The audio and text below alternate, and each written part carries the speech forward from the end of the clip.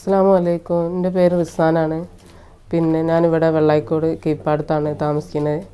പക്ഷേ എൻ്റെ രോഗത്തിൻ്റെ പറ്റി പറയാൻ വേണ്ടിയിട്ടാണ്. പിന്നെ 2.5 കൊല്ലമായി ഞാൻ അസുഖമായിട്ട് കളിക്കുന്നത്. കുറേ ഹോസ്പിറ്റലിലും കോട്ടപ്പറമ്പും കോളേജും ഇപ്പോൾ ഒരാൾ പറഞ്ഞിട്ട് ഇങ്ങനെ മിംസിൽ കാണിക്കുകയാണ്. പിന്നെ ഇപ്പോൾ ഇങ്ങനെ വയ്യാത്തൊരവസ്ഥയാണ്. 3 മക്കളാണ് എനിക്ക്.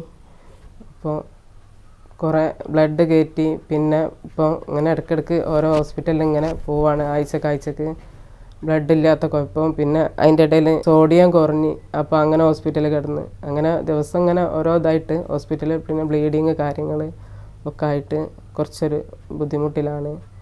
മക്കളെ പഠിപ്പിക്കാനുള്ള ഒരു ഇതുമില്ല. അങ്ങനത്തെ ഒക്കെ ഓരോ അവസ്ഥയിലാണ്.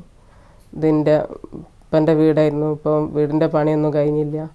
അപ്പോൾ വാടക കൊടുക്കാൻ കഴിയാത്തതുകൊണ്ടാണ് പന്തിരങ്കാവിൽ ഇങ്ങോട്ടേക്ക് താമസമാക്കിയത്. അപ്പോൾ ഇങ്ങനെ സൈതൽവിക്ക എന്ന് പറഞ്ഞൊരു ചാരിറ്റബിളിൻ്റെ ആളോട് ഇങ്ങനെ നമ്മളെ സങ്കടം പറഞ്ഞപ്പോൾ ഓരോരു കൈത്താങ്ങാവുമെന്ന് കരുതിയിട്ടാണ്.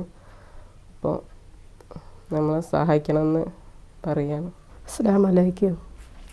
അങ്ങനെ വീട് പണിയൊന്നും മുഴുവനായിട്ടില്ല.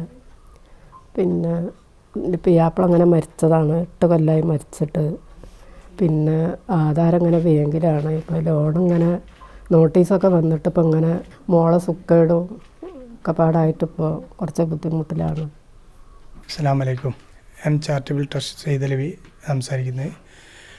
ഇവരെ പെരുവണ്ണ റിസാല എന്നവരെ പേര്. ഇവർക്ക് വലിയ അസുഖവും കാര്യങ്ങളൊക്കെയാണ്. വലിയ ബുദ്ധിമുട്ടും കഷ്ടപ്പാടും എല്ലാം പ്രയാസത്തിലാണ് ഇവരുള്ളത്. അപ്പോൾ വീടിൻ്റെ ആധാരം ബാങ്കിലാണ്, ജപ്തിയാണ് എന്ന് പറഞ്ഞ് പിന്നെ വീടിനെല്ലാ പണികളെല്ലാം ഉണ്ട്.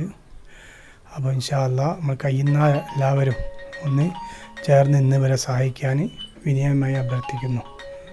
ഇൻഷാ അല്ലാഹ്. അസ്സലാമു അലൈക്കും.